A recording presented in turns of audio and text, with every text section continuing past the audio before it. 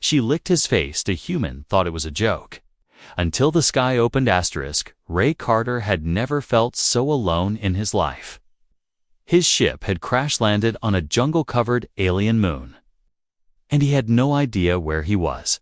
The trees around him were glowing slightly, giving the whole forest a blue light. His leg was bleeding, his food supplies were gone, and his communicator was broken. He had been trained for survival, but not for this. This place wasn't just dangerous, it felt alive. Watching him, waiting as he limped forward, Ray heard a sharp cry. It wasn't human, but it sounded scared. He pushed aside the thick plants and saw a strange creature, thin, small, and glowing like the forest. She looked like a girl, but clearly alien silver skin, long ears, and big yellow eyes. She was cornered by a beast with 6 legs, sharp teeth, and eyes full of hunger. Ray didn't think, he just moved. He grabbed a sharp stick and charged forward. Yelling, the beast turned to him with a snarl, but Ray stabbed it right in the eye. It screamed and ran off into the jungle. Disappearing into the glowing trees, Ray collapsed, breathing hard. Blood dripping from his arm where the beast had swiped him. The alien girl stared at him, her chest rising and falling fast.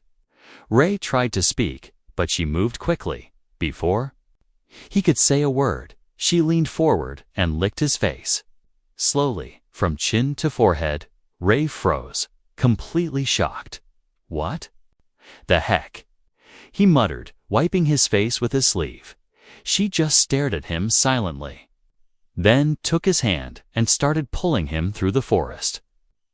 Ray didn't understand what just happened, but he followed. They walked in silence. For an hour, the forest was full of strange lights and soft noises like whispers and chirps. The girl led him to a small cave covered in glowing moss. Warm and dry inside, she gave him water from a glowing root and made a fire with just her fingers. Ray watched, amazed.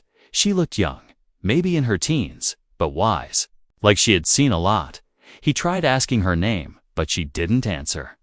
She just tilted her head and stared at him, like trying to learn his face. Ray sighed and leaned back against the wall. He was safe, at least for now. Still, his mind was spinning. Why did she lick him? Was it some weird alien greeting? A thank you? Or something worse? He hoped it didn't mean he was poisoned or cursed. That night, Ray couldn't sleep well. He kept looking at her from the corner of his eye. She sat across the cave, hugging her knees, her eyes never leaving him. She didn't blink much, and she didn't speak. It was eerie, but also gentle. She didn't seem dangerous, in fact. When he coughed in the middle of the night, she rushed to him and gave him a glowing leaf. He chewed it, and his throat felt better in the morning. He woke to find her sitting closer to him. She had placed a few glowing fruits near his feet. Ray picked one up and took a bite, sweet and juicy. Like melon, thanks, he said softly, not expecting an answer. To his surprise, she mimicked him. Tanks, she repeated, her voice soft and shaky. Ray blinked. You can speak. She just smiled, a small, strange smile with sharp little teeth as the day went on. Ray tried to fix his communicator using broken parts from his gear. The girl watched with great interest, copying his hand movements in the dirt, when he showed her a photo of Earth on his cracked device. She touched it gently and whispered something in her language. Ray didn't understand, but her tone was sad. Maybe she missed someone too. Suddenly, they heard footsteps outside. Ray grabbed his stick and stood in front of her, heart pounding. But it wasn't the beast, it was a group of tall, armored aliens. They looked shocked when they saw Ray. Then, their eyes fell on the girl. They started speaking quickly in their language, pointing at Ray and then at her. Ray didn't like their tone. The girl stepped in front of Ray, spreading her arms wide, as if protecting him. One of the aliens growled something and pointed. Then he laughed, a loud laugh that sounded mocking. He said a few more words and then made a licking motion with his tongue. The others froze. suddenly serious. They looked at Ray with wide eyes. Then at the girl, then back again. Ray was confused, but one thing was clear.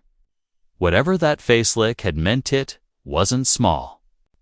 And he had just become part of something much, much bigger than he expected. Ray didn't sleep much after what happened the night before. Even when the armored aliens left, whispering to themselves and staring at him strangely, his heart wouldn't calm down. The alien girl hadn't spoken again. But she stayed close to him the entire time. She didn't let him walk ahead or behind.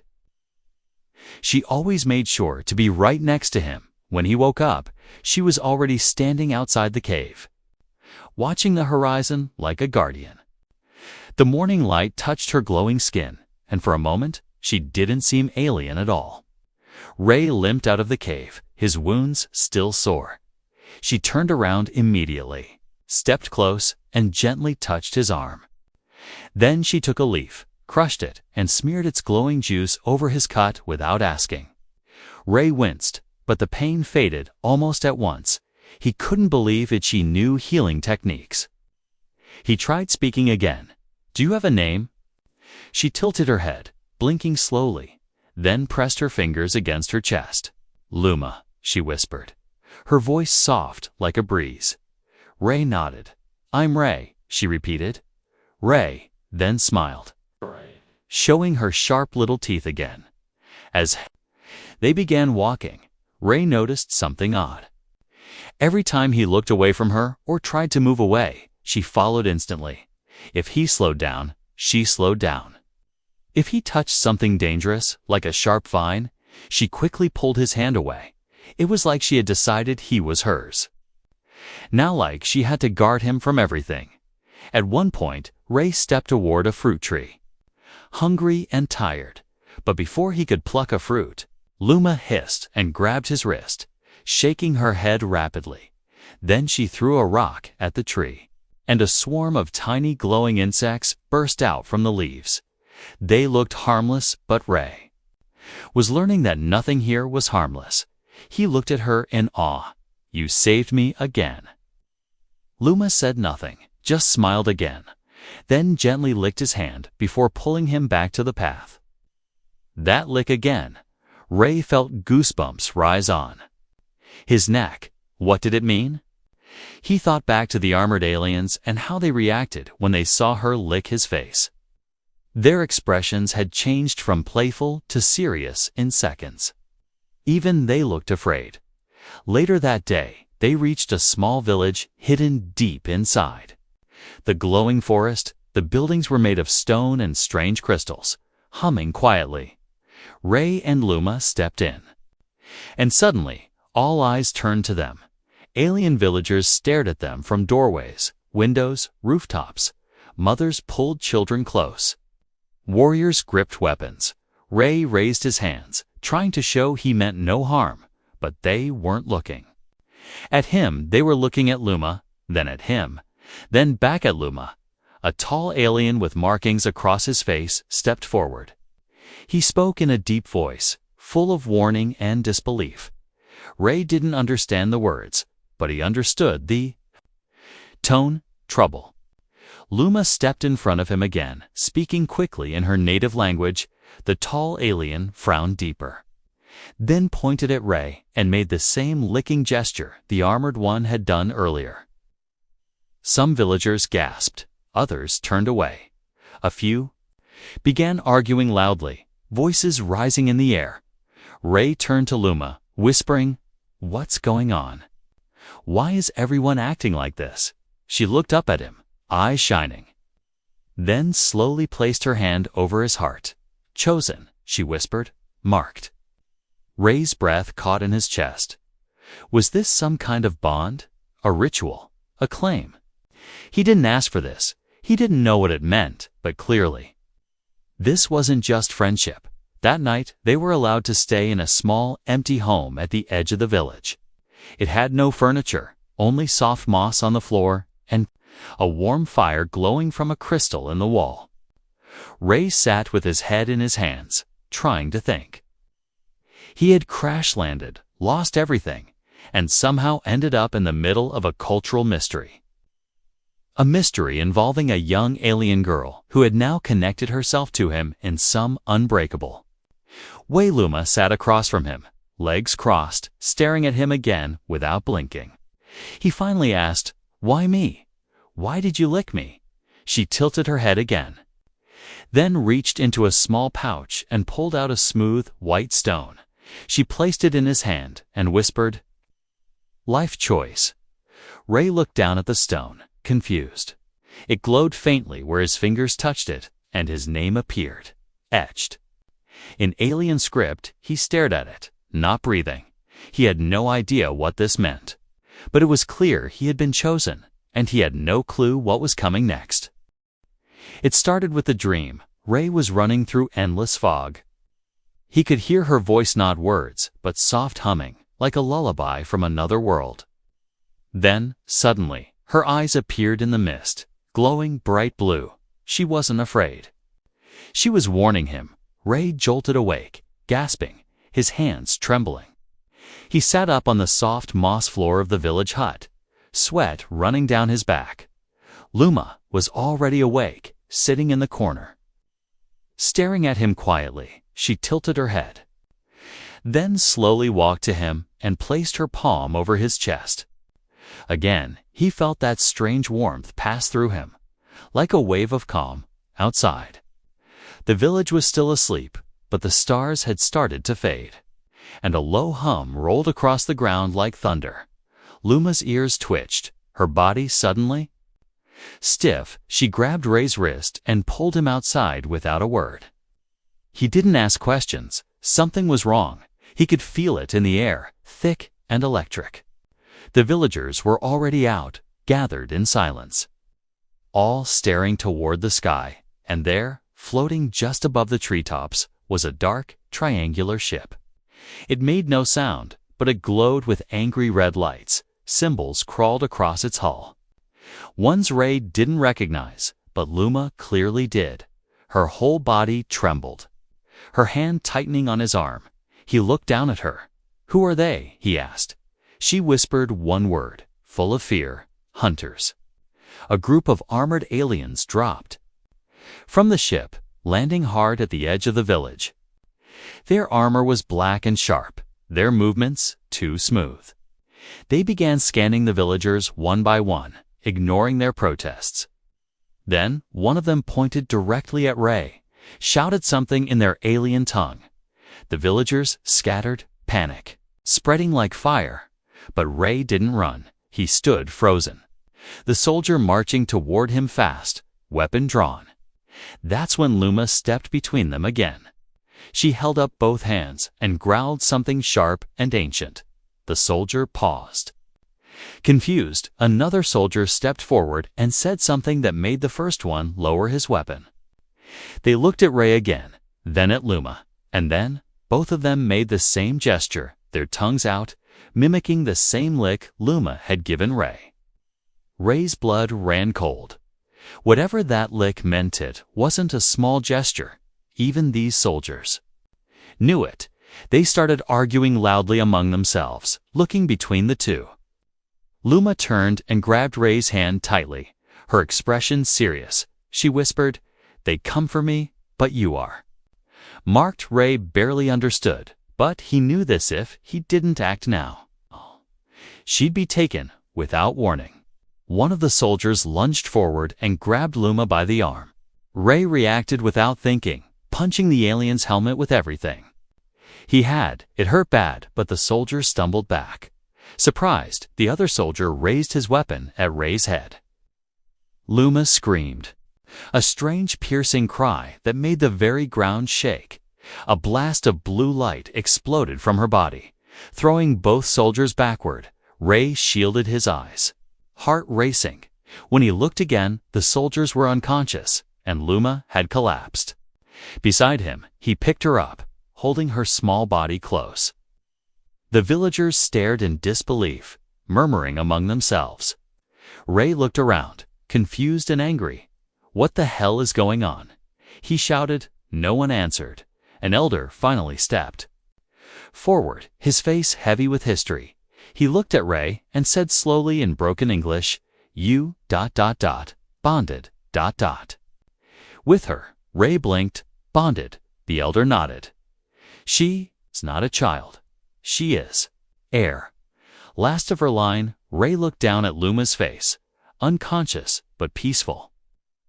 Her mark still faintly glowing on his cheek where she had licked. He was in deeper than he'd ever imagined.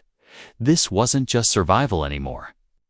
It was politics, bloodlines, and power. The elder stepped back, and more villagers began bowing to Luma's still form. Ray's voice dropped to a whisper. What? Does it mean another elder spoke? It means, if she falls, you rise. Ray didn't want power. He didn't want any of this. He just wanted to protect her. And now, others would come, those who wanted the heir dead. Those who saw him as an enemy because of a simple act he still didn't fully understand because of one strange, soft lick on his cheek. The hunters would return, stronger, angrier, and next time they wouldn't hesitate. Ray stared at the sky, holding Luma tighter. He didn't ask to be chosen, but he was marked now, and he wouldn't let her be taken. Not again. The cave was breathing. Not in a real way, but Ray could feel the air move like it had lungs. He followed Luma through the twisting path beneath the forest, where no light reached and no sound echoed back. She held a glowing stone in one hand. Lighting the walls, which shimmered like glass soaked in starlight, every step felt like walking. Deeper into a secret no one should ever know. She had just woken up after collapsing from that explosion of energy. Ray had thought she might die. But she stood up stronger than ever. Now she walked ahead like she had always known this path. Even though no one else seemed to, he followed her in silence, heart pounding. Every inch of this hidden tunnel pulling him away from the world above. Suddenly, Luma stopped. Ray nearly bumped into her. In front of them stood a walnut, a natural wall, but something ancient, metallic, and alive. Symbols ran across its surface. Pulsing slowly like a heartbeat, Luma stepped closer and placed her palm on a small circle carved into the center. Nothing happened. Then she looked at Ray, then at his cheek, where her mark still faintly glowed. She took a deep breath, stepped forward again, and licked the center of the circle. Ray's eyes widened. The wall lit up at once, shifting, breaking, apart in glowing pieces that floated and reformed into an opening. Behind it was a chamber, massive and glowing gold. He stepped inside, stunned. The ceiling rose high above, showing carvings of her kind not as wild creatures but as rulers, builders, defenders of worlds. At the center of the room stood a tall pillar, shaped like a flame. Floating above it was a single piece of armor, ancient and covered in Luma's people's markings. Ray took a step forward, but the ground itself seemed to respond. Pulsing beneath his boots, Luma walked to the pillar and turned toward him. "You must touch it," she said quietly, her voice shaking just slightly. Ray frowned. "Why me?" Luma looked at him like the answer should have been clear. "Because I marked you." Ray stepped forward slowly. The armor floated toward him as if it had been waiting. He reached out, and the moment his fingers touched it, energy surged into his body. His back arched. His skin burned. But not from pain, from power. Memories that weren't his flashed in his mind. Battles in the stars, voices in alien languages, oaths sworn under twin suns. He gasped and fell to his knees. The armor now half fused to his chest, like it belonged there all along. Luma knelt beside him, touching his face gently. "You are not only chosen," she whispered. "You are now linked." Ray struggled to breathe. "What does that mean?" Luma looked down, voice soft and sad. "It means, if I die, ... you die too." Ray froze. He wasn't just her protector. Now his life was tied to hers, and someone had designed it this way, long before either of them were born. He looked at her, truly seeing her for the first time, not just an alien girl, not just someone in trouble. She was the key to something much, much bigger. As they left the chamber, Ray noticed the sky outside had turned blood red. Smoke rose in the far distance, and a high-pitched sound echoed through the forest. Warships, they were coming again, but this time not to capture, this time to destroy everything. Ray turned to Luma. "We can't run forever." She nodded. "We don't run now." She held out her hand, and this time, he took it without hesitation. Their fingers locked, and he felt a warmth pass between them, not from her mark, not from the armor, but from something deeper. Trust. In the sky above, more ships entered the atmosphere. The villagers below would not survive without a fight. Ray and Luma stepped forward, no longer just prey. Now they were a bond forged by something ancient, sacred, and dangerous, Ray whispered. To himself, this all started with a lick, and now that one moment would decide the fate of worlds. Ray woke up to pain, not the sharp kind from injury, but a slow, crawling heat under his skin. He sat up fast, breathing heavy. Sweat dripping from his forehead, the mark on his cheek, the place where Luma had first licked him, was glowing again.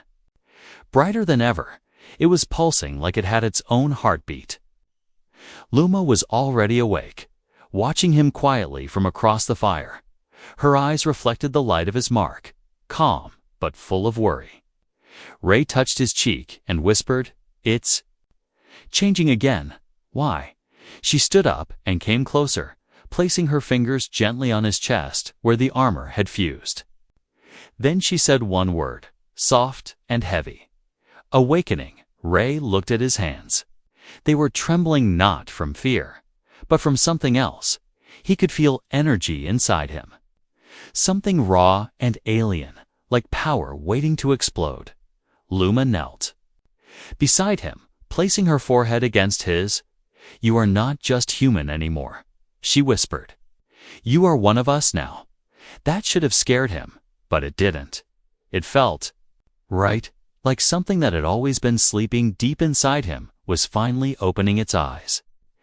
Later that day, as they moved through the jungle toward the nearby village, Ray noticed other changes.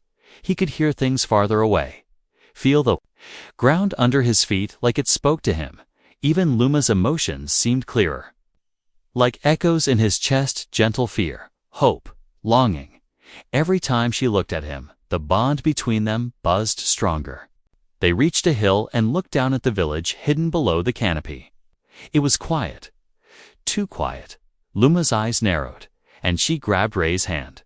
She pointed at the trees. Birds were gone. The breeze was wrong. The air smelled like metal and heat. Something was already there. Ray crouched low and scanned the area. Then he saw them, black armored figures, too many to count, moving like shadows across the rooftops. "They found the village," he whispered. Luma's face turned hard. "They will burn it to draw us out," she said.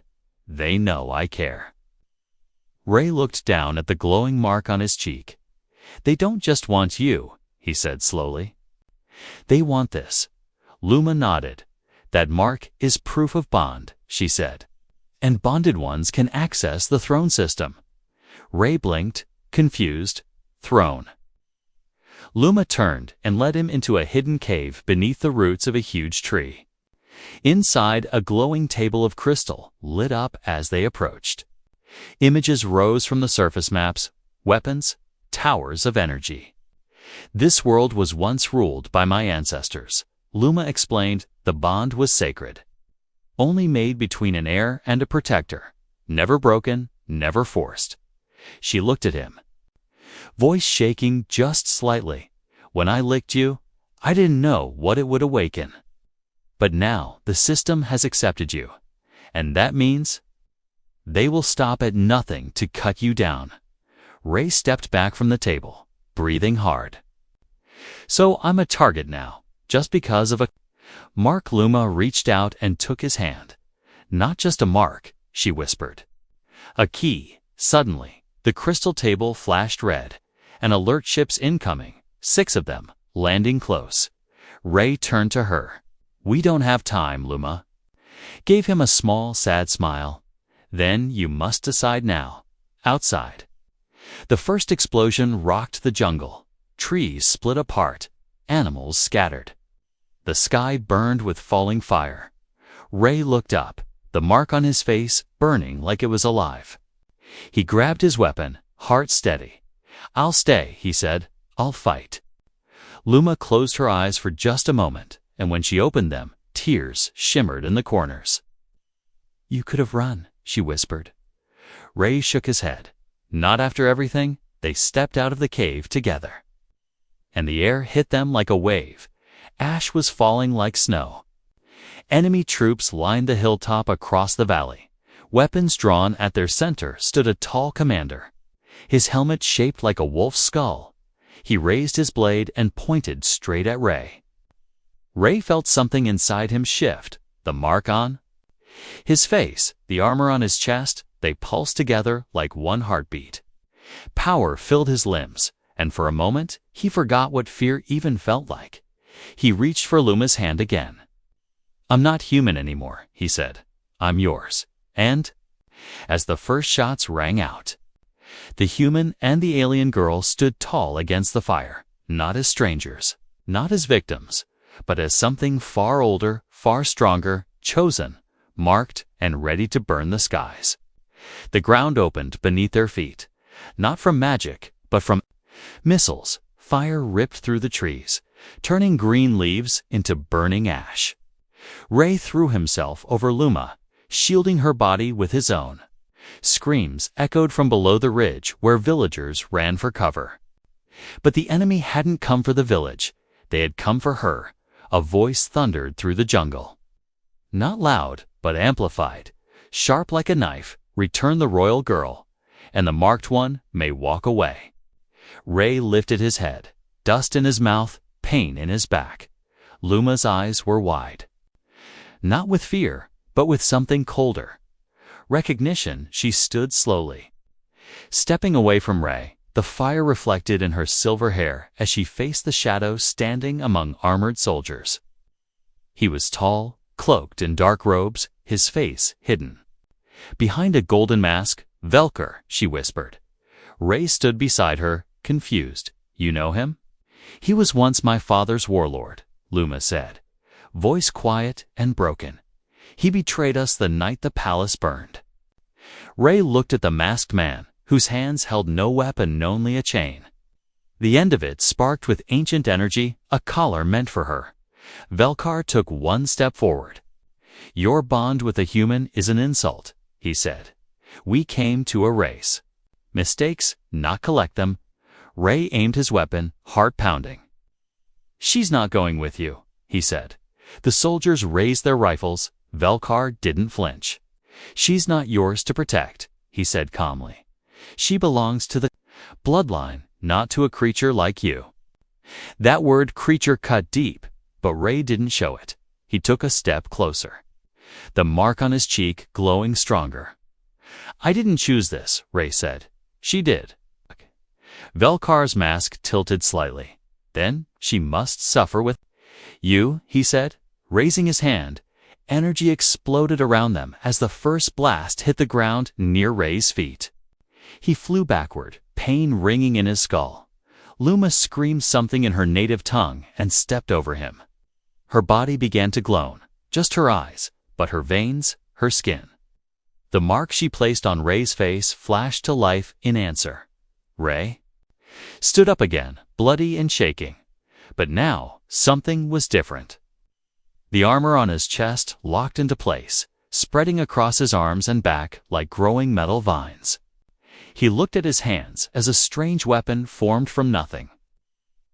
His human body was now something new, faster, stronger, bonded. The soldiers rushed forward. But Ray moved first. He struck the ground with the weapon, sending a shockwave through the earth. 3 of them flew into the trees, screaming as their rifles shattered. Velkar snarled, stepping back. "Impossible," he hissed. "The system accepted him." Luma said, voice full of fire. You can't stop what's already been chosen. They fought side by side, not as soldier and alien, but as one. Ray moved like he could feel Luma's thoughts before she acted. She deflected shots with energy walls while he hit back with raw force. Together, they were chaos. Together, they were unstoppable. But even as the enemy fell, more came. Dropships thundered overhead, shaking the ground. Velkar shouted one final order: seize the girl, kill the human. 10 soldiers launched at once, and one of them reached her. He threw the chain. It wrapped around Luma's wrist. She cried out, falling to her knees as energy surged through her. Ray screamed her name and ran forward. But Velkar stepped in his path, drawing a blade of black light. You want to protect her, Velkar said. Then die like the others who tried. They clashed hard, metal against light, pain against rage.